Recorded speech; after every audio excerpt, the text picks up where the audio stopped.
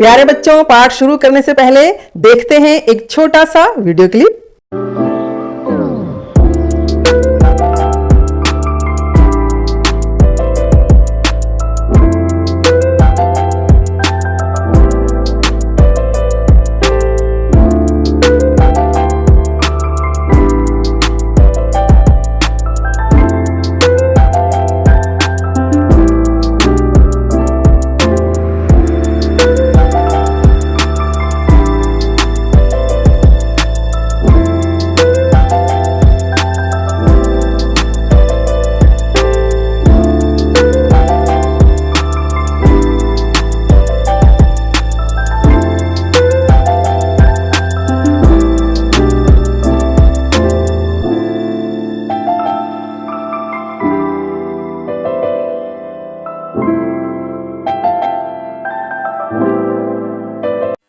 प्रिय बच्चों, सदा खुश रहो। मैं हूं सुशीला शर्मा। मेरे इसीतम अध्ययन चैनल में आपका हार्दिक स्वागत है। बच्चों, मैंने आपके लिए 7वीं कक्षा का संस्कृत विषय का सभी पाठों का हिंदी अनुवाद और प्रश्नों के उत्तर तैयार किए हैं। तो आज हम करेंगे हिंदी अनुवाद पाठ 1 सुभाषितानी का। इसका अर्थ है सुंदर वचन। और इस पाठ के प्रश्न उत्तर इस वीडियो के डिस्क्रिप्शन में दिए हुए लिंक पर जाकर आप देख सकते हैं। तो चलिए शुरू करते हैं पाठ का हिंदी अनुवाद। बच्चों, पहले हम पूरे श्लोक का उच्चारण करेंगे। पृथिव्याम त्रीणि रत्नानि जलमन्नम सुभाषितम मूढ़ै पाषाण खंडेषु रत्न संज्ञा विधीयते। अब हम एक एक शब्द का अर्थ समझेंगे। पृथिव्याम पृथ्वी पर, त्रीणि 3 प्रकार के, रत्नानि रत्न, जलमन्नम जलम प्लस अन्नम जल और अन्न, सुभाषितम सुंदर वचन, मूढ़े मूर्ख लोग, पाषाण खंडेषु पत्थरों के टुकड़ों में, रत्न संज्ञा रत्नों के नाम, विधीयते जानते हैं। अब हम पूरे श्लोक का भावार्थ समझेंगे। अर्थात पृथ्वी पर 3 प्रकार के रत्न हैं, जल, अन्न और सुंदर वचन, किंतु मूर्ख लोग पत्थरों के टुकड़ों को रत्न कहते हैं। पत्थरों के टुकड़ों का अर्थ है जैसे कि हीरा, हीरे, डायमंड, जैसे कि मोती, मोतियां, पर्ल, जैसे कि माणिक, रूबी। जबकि पृथ्वी में असली रत्न 3 ही हैं, जैसे कि जल, पानी, वाटर, जैसे कि अनाज, ग्रेन्स, अन्न, भोजन, फूड, जैसे कि सुंदर वचन, अच्छी अच्छी बातें, नाइस थिंग्स, ब्यूटीफुल वर्ड्स। पत्थर के टुकड़ों का अर्थ हीरे, मोती, माणिक आदि से है, जबकि पृथ्वी में असली रत्न 3 ही हैं, जल, अन्न और सुंदर वचन। अब समझते हैं दूसरा श्लोक। पहले हम पूरे श्लोक का उच्चारण करेंगे। सत्येन धारते पृथ्वी, सत्येन तपते रविः, सत्येन वाति वायुश्च, सर्वं सत्ये प्रतिष्ठितम्। अब हम एक एक शब्द का अर्थ समझेंगे। सत्येन सत्य से, धारते धारण किए हुए, तपते जलता है, रवि सूर्य, वायुश्च वायु प्लस च और हवा, वाति बहती है, सर्वम सब जगह, सत्य सत्य में ही, प्रतिष्ठितम स्थित है। अब हम पूरे श्लोक का भावार्थ समझेंगे। अर्थात सत्य के द्वारा ही पृथ्वी ब्रह्मांड में टिकी हुई है, सत्य के द्वारा ही सूर्य जलता है, सत्य के द्वारा ही हवा बहती है और सब कुछ सत्य में ही स्थित है। अर्थात सत्य के द्वारा ही यह सृष्टि चल रही है। अब हम पूरे श्लोक का भावार्थ समझेंगे।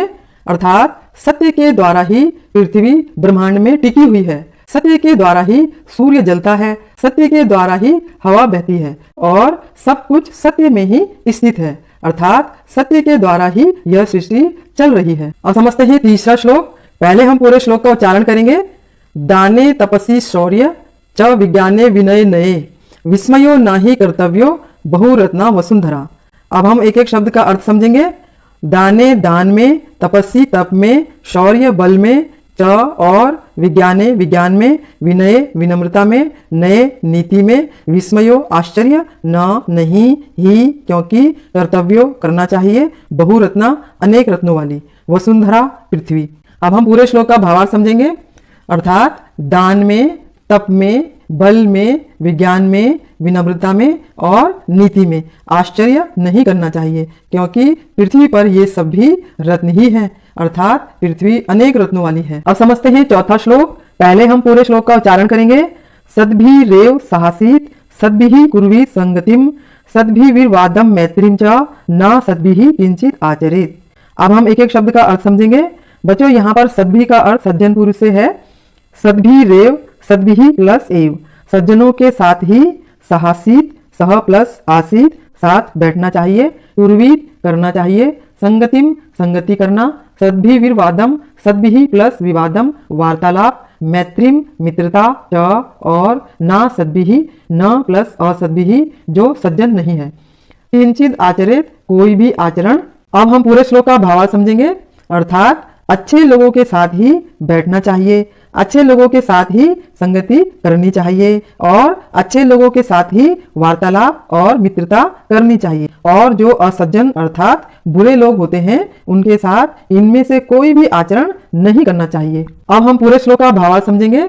अर्थात अच्छे लोगों के साथ ही बैठना चाहिए, अच्छे लोगों के साथ ही संगति करनी चाहिए, और अच्छे लोगों के साथ ही वार्तालाप और मित्रता करनी चाहिए, और जो असज्जन अर्थात बुरे लोग होते हैं उनके साथ इनमें से कोई भी आचरण नहीं करना चाहिए। अब समझते हैं 5वां श्लोक। पहले हम पूरे श्लोक का उच्चारण करेंगे।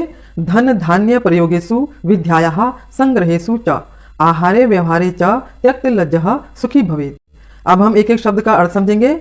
धन धान्य प्रयोगेषु, धन संपत्ति के प्रयोग में, विद्यायाः विद्या का, संग्रहेषु ग्रहण करने में, च और आहारे भोजन करने में, व्यवहारे व्यवहार करने में, त्यक्त लज्जः शर्म का त्याग करना, सुखी सुख से भवेत् रहता है। अब हम पूरे श्लोक का भावार्थ समझेंगे। अर्थात जो व्यक्ति धन खर्च करने, विद्या प्राप्त करने, भोजन करने और दूसरों के साथ व्यवहार करने में शर्म को त्याग देता है वह हमेशा सुखी रहता है। अब हम पूरे श्लोक का भावार्थ समझेंगे। अर्थात जो व्यक्ति धन खर्च करने, विद्या प्राप्त करने, भोजन करने और दूसरों के साथ व्यवहार करने में शर्म को त्याग देता है वह हमेशा सुखी रहता है। अब समझते हैं 6वां श्लोक। पहले हम पूरे श्लोक का उच्चारण करेंगे। क्षमावशीकृति लोके क्षमया किम न साध्यते, शांति खड्गः करे यस्य किम करिष्यति दुर्जनः। अब हम एक एक शब्द का अर्थ समझेंगे। क्षमावशीकृति लोके, क्षमा संसार में सबसे बड़ा वशीकरण है। क्षमया क्षमा से, किम क्या, न नहीं, साध्यते सिद्ध होता है, शांति खड्गः शांति की तलवार, करे हाथ में, यस्य जिसके, किम क्या, करिष्यति कर लेगा, दुर्जनः दुष्ट व्यक्ति। अब हम पूरे श्लोक का भावार्थ समझेंगे। अर्थात संसार में क्षमा सबसे बड़ा वशीकरण है। क्षमा ने संसार को अपने वश में किया है। क्षमा से क्या प्राप्त नहीं हो सकता, अर्थात क्षमा से सब कुछ प्राप्त हो सकता है। जिसके हाथ में शांति रूपी तलवार हो उसका दुष्ट भी कुछ नहीं बिगाड़ सकता, अर्थात शांति और क्षमा के आगे दुष्ट भी झुक जाते हैं। तो बच्चों यहाँ पर हमारे सभी श्लोकों का हिंदी अनुवाद भी पूरा हो चुका है। तो बच्चों अभी हमने पार्ट 1 सुभाषित आने के सभी श्लोक पढ़े। इन सभी श्लोकों में सुंदर वचनों के विषय में बताया गया है।